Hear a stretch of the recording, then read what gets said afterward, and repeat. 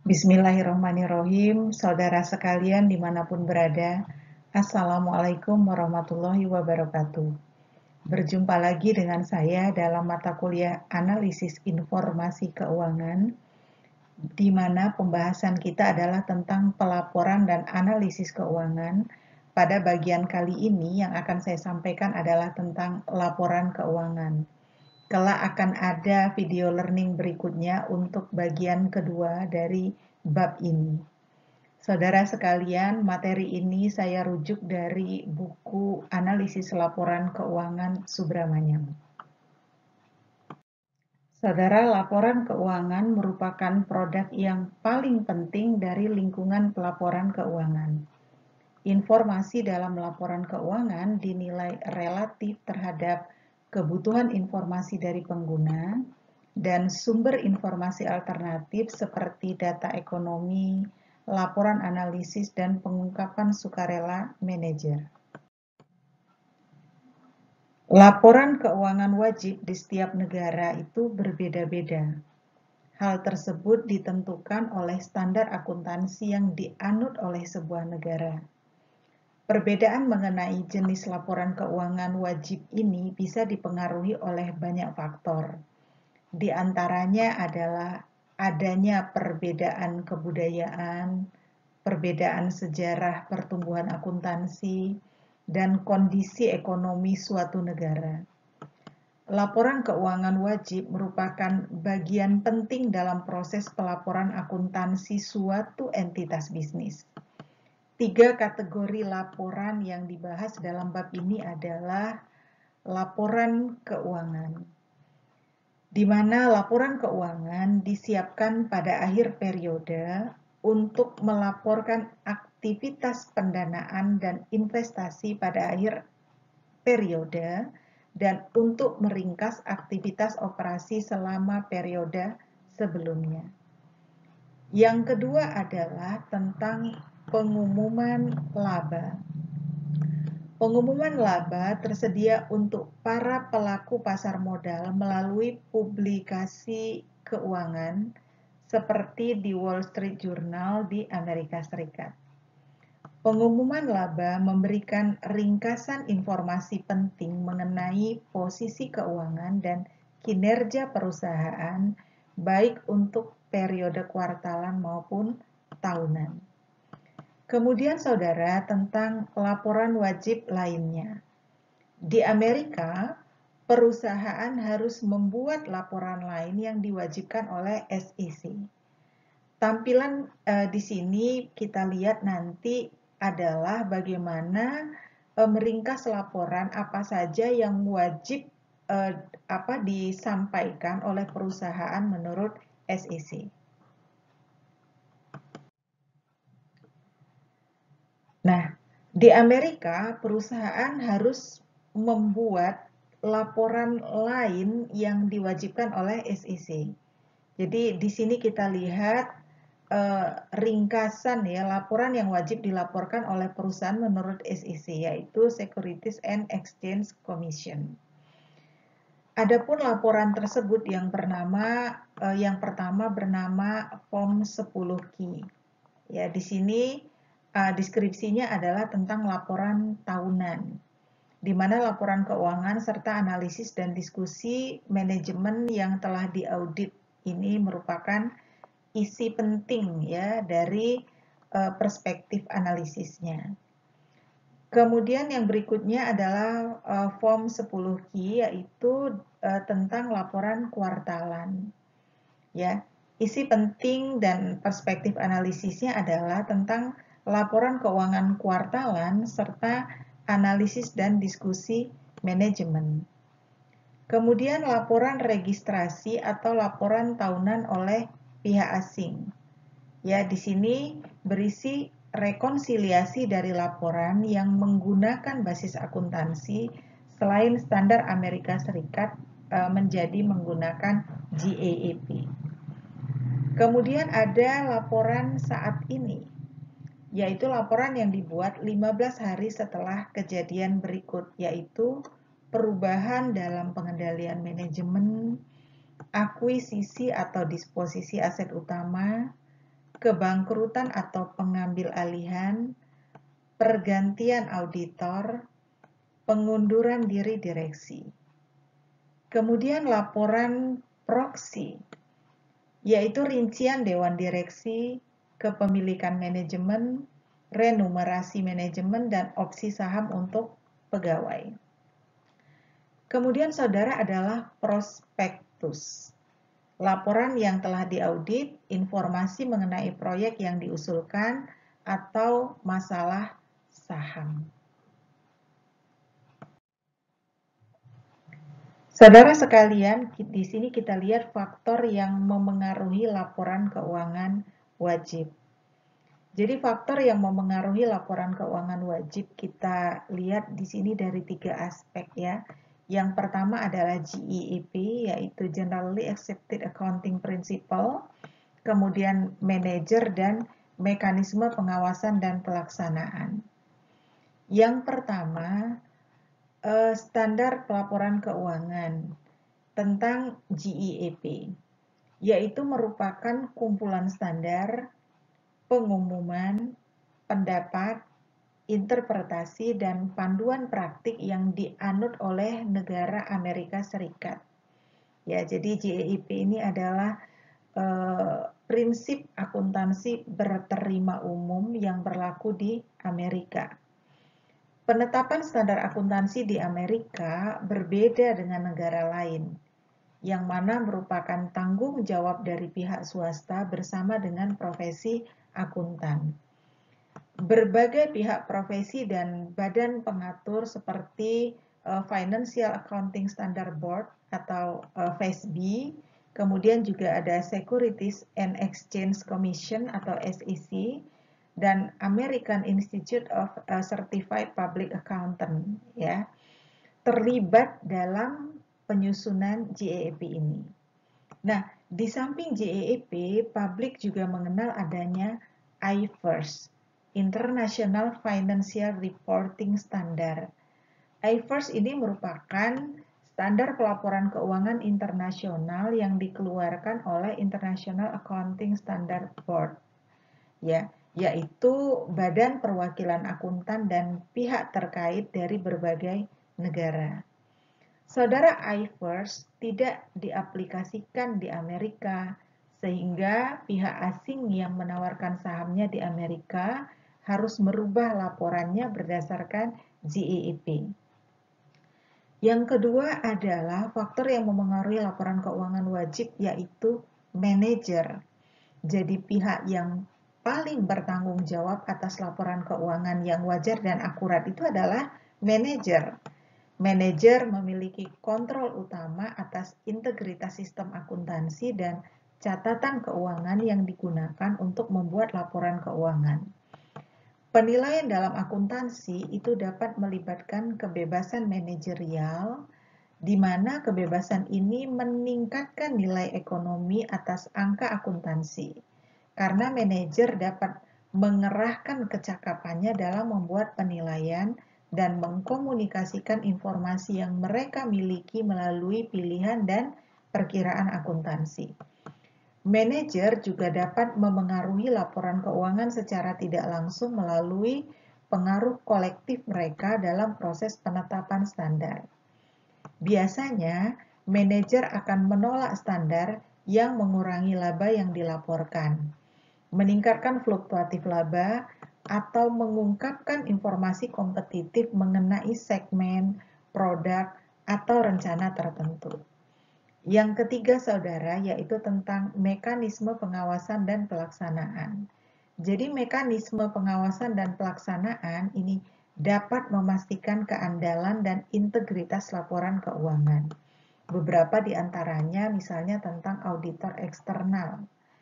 Jadi, auditor eksternal corporate governance itu meliputi jajaran direksi, auditor internal, dan komite audit. Kemudian juga SEC dan tuntutan hukum.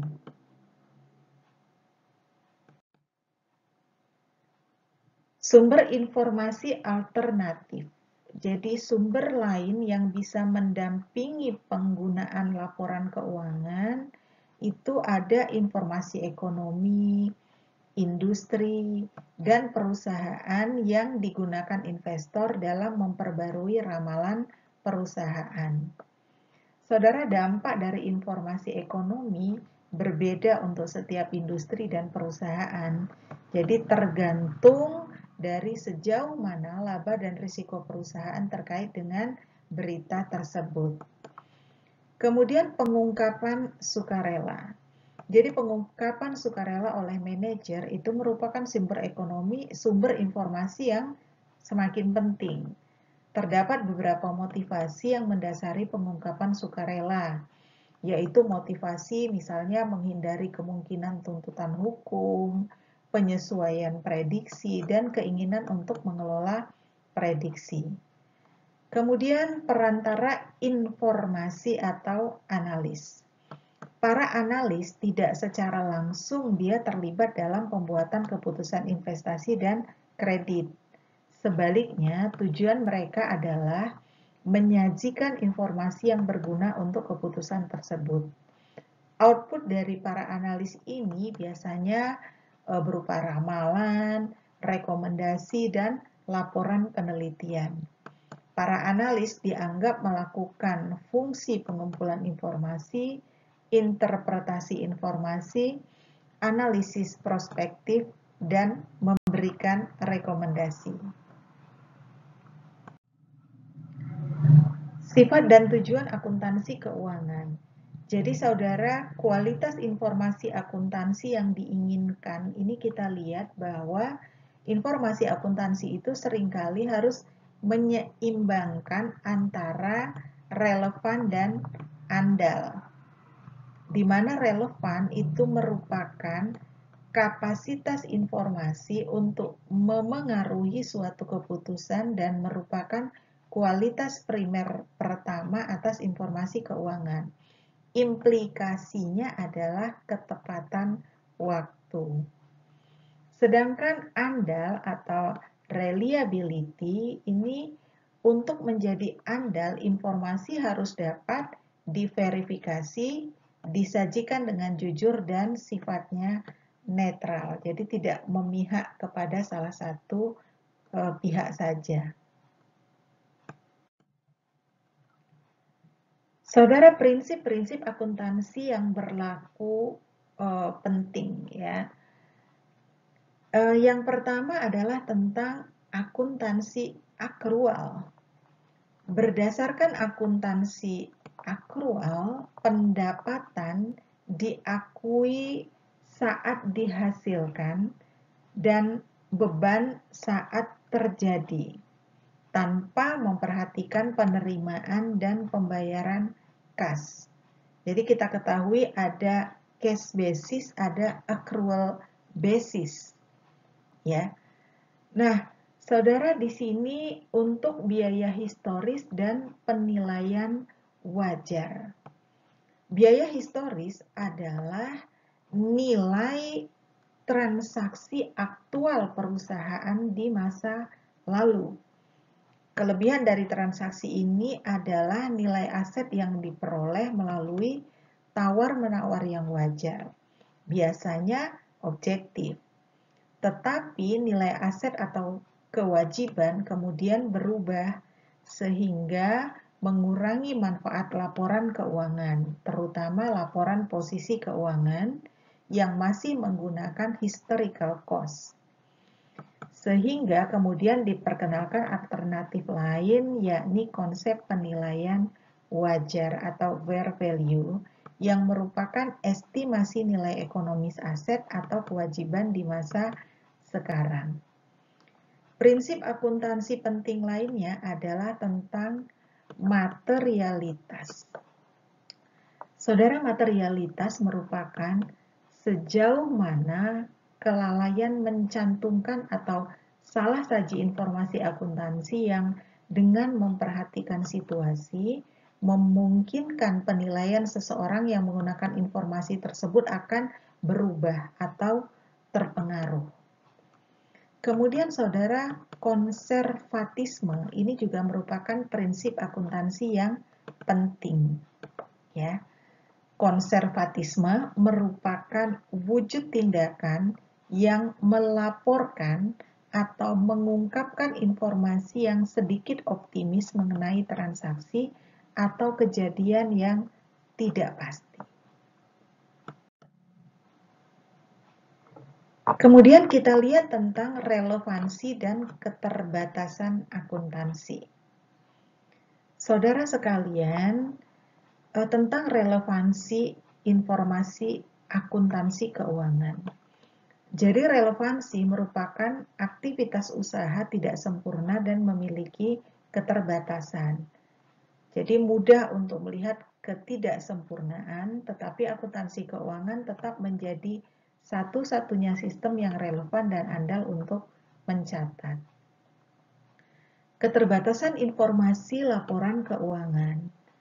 Perkiraan, laporan, dan rekomendasi analis bersama dengan sumber informasi alternatif lainnya adalah pesaing utama bagi informasi akuntansi. Ada 3 keunggulan dari sumber alternatif, yaitu tepat waktu, frekuensi, dan orientasi masa depan. Saya uraikan ya, tentang tepat waktu.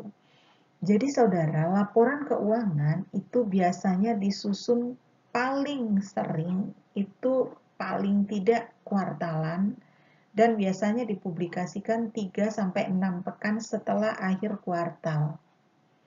Ya. Kemudian tentang frekuensi. Jadi laporan keuangan biasanya dibuat secara berkala tiap kuartal. Lalu tentang orientasi ke masa depan. Digunakannya informasi yang berorientasi ke masa depan, khususnya laporan dan ramalan bisnis. Apa sih keunggulan sumber-sumber alternatif? Di sini kita lihat, saudara, tentang kriteria atau karakteristik tadi, yaitu tepat waktu. Jadi informasi akuntansi itu disusun paling sering setiap kuartal. Adapun sumber lainnya adalah perubahan informasi terjadi segera setelah perubahan dalam perusahaan dideteksi. Kemudian frekuensi, jadi laporan keuangan disusun secara berkala. Sumber lainnya adalah direvisi terus-menerus. Orientasi ke masa depan, jadi informasi akuntansi mencakup laporan keuangan, mencakup ramalan yang terbatas. Sumber lainnya adalah menggunakan informasi yang berorientasi ke masa depan. Saudara, konsep akrual. Jadi konsep akrual bertujuan untuk memberikan informasi kepada pemakai mengenai konsekuensi aktivitas usaha terhadap arus kas perusahaan di masa depan secepat mungkin dengan tingkat kepastian yang layak. Jenis arus kas antara lain ada arus kas bebas. Dia mencerminkan dampak tambahan investasi dan divestasi terhadap aset operasional. Keunggulannya yaitu dapat digunakan dengan bebas untuk membayar kewajiban. Ya, jadi di sini untuk akrual dan arus kas. Akrual menurut definisi yaitu jumlah penyesuaian yang membuat laba bersih berbeda dari arus kas bersih. Penyesuaian ini mencakup penyesuaian yang memengaruhi laba saat tidak terdapat dampak arus kas. Akuntansi akrual mengurangi masalah ketepatan waktu dan pengaitan. Kemudian proses akrual, pengakuan pendapatan dan pengaitan beban. Jadi proses akrual sampai pengakuan pendapatan dan pengaitan beban terdiri atas 2 prinsip dasar sampai pengakuan pendapatan dan pengaitan beban, yaitu pengakuan pendapatan dan pengaitan beban. Lalu akrual jangka pendek dan jangka panjang. Akrual jangka pendek mengacu pada perbedaan waktu yang pendek antara laba dan arus kas. Ya. Kalau akrual jangka panjang disebabkan oleh kapitalisasi. Saudara sekalian, relevansi dan keterbatasan akuntansi akrual. Jadi relevansi akuntansi akrual mempunyai keunggulan konseptual akuntansi dibandingkan arus kas.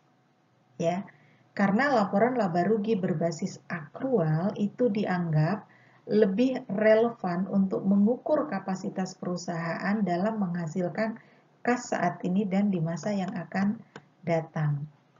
Nah, di sini untuk relevansi akuntansi akrual itu terbagi dua, yaitu relevansi akrual jangka pendek dan relevansi akrual jangka panjang. Relevansi akrual jangka pendek yaitu diperbaikinya relevansi akuntansi dengan cara mencatat pendapatan dan beban saat terjadinya. Sedangkan relevansi akrual jangka panjang yaitu melihat penggunaan akrual jangka panjang bahwa arus kas bebas dihitung dengan mengurangkan investasi jangka panjang dari arus kas operasi. Keunggulan akrual dalam menyajikan informasi relevan atas kinerja dan kondisi keuangan suatu perusahaan dan memprediksi arus kas masa depan dijelaskan sebagai berikut. Ya, yang pertama tentang kinerja keuangan, kemudian kondisi keuangan, lalu prediksi arus kas masa depan. Yang pertama, saudara, tentang kinerja keuangan.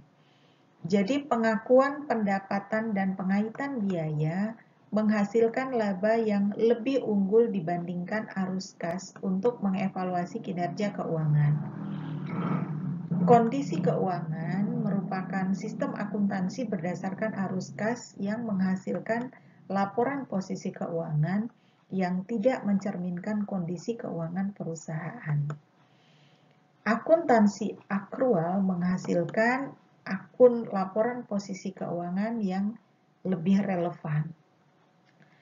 Kemudian keunggulan akrual adalah prediksi arus kas masa depan. Jadi arus kas saat ini bukan merupakan alat prediksi arus kas masa depan yang lebih baik.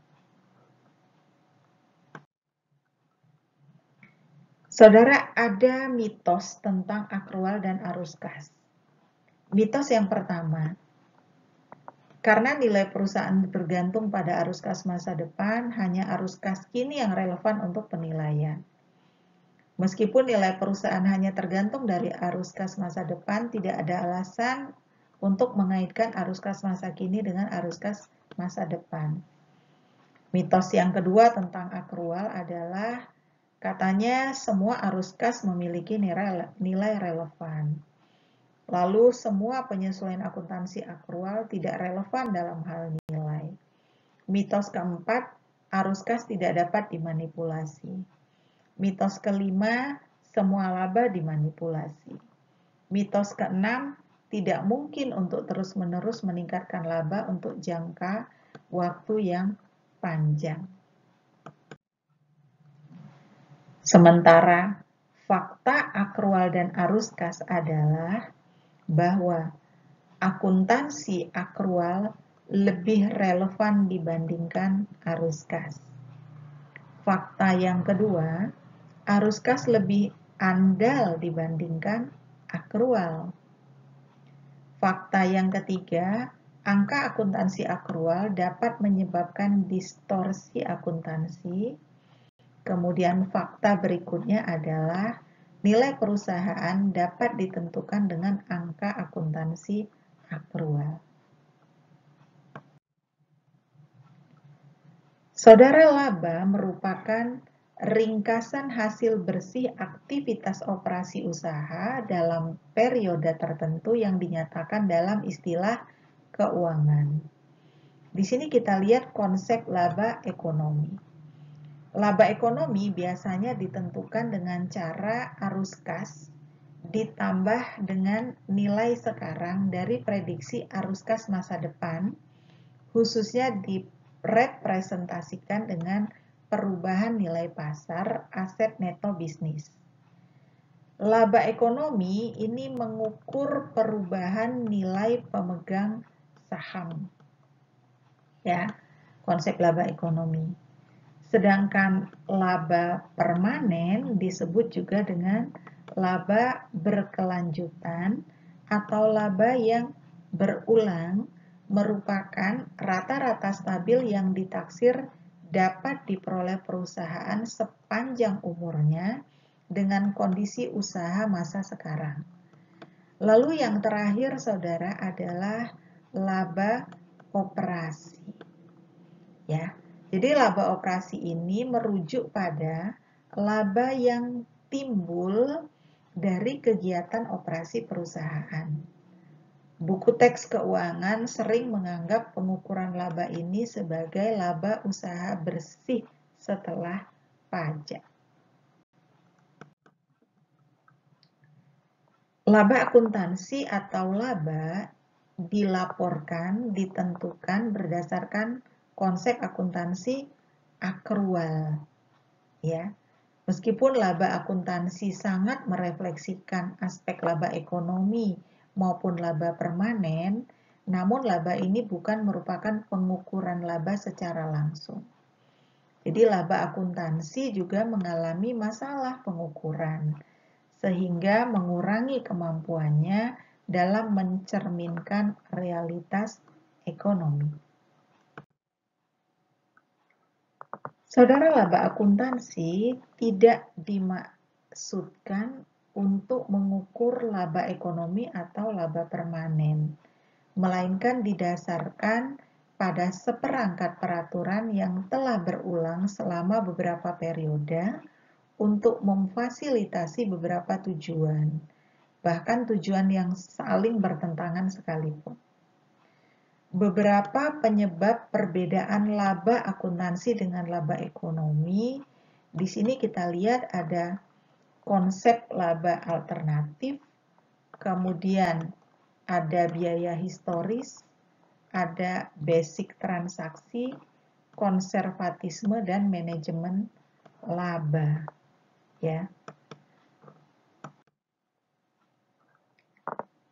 Komponen permanen sementara dan tidak relevan dengan nilai. Jadi, laba akuntansi itu terdiri atas 3 komponen, yaitu laba permanen, komponen sementara, dan komponen yang tidak relevan dengan nilai.